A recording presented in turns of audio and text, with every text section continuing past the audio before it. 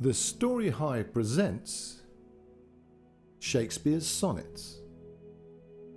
In a slight departure from what we normally do at the Story Hive, I thought it would be really wonderful to actually give some tiny, quick, short readings of Shakespeare's sonnets. Now, people have been writing about him and talking about him for centuries.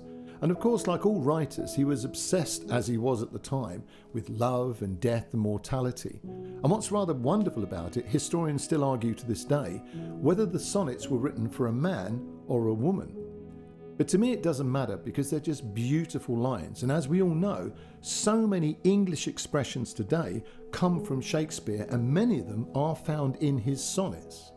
So what I thought I'd do is read my personal favourite sonnets. And I know the language is old-fashioned and a bit flowery, but in some places I find it staggeringly beautiful. So just to kick off, we're going to start with a very well-known sonnet, sonnet number 18, and here we go. Shall I compare thee to a summer's day? Thou art more lovely and more temperate. Rough winds do shake the darling buds of May, and summer's lease hath all too short a date. Sometime too hot the eye of heaven shines, and often is his gold complexion dimmed. And every fair from fair sometime declines, by chance, or nature's changing course untrimmed.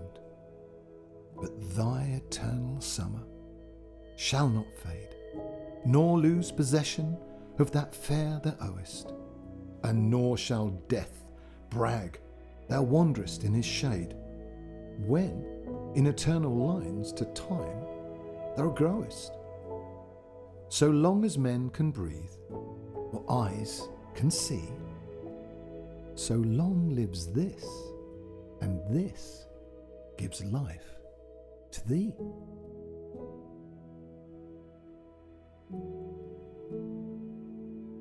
And I know this is my personal take, and I'm not some historian or some great literary genius, but to me, that's a beautiful piece of writing, because to me, what he's saying, which I think is pretty obvious, is that while people read these lines that are in ink on pages or on a computer, every time we here in 2023 onwards read those lines, that person he loved so much is still alive.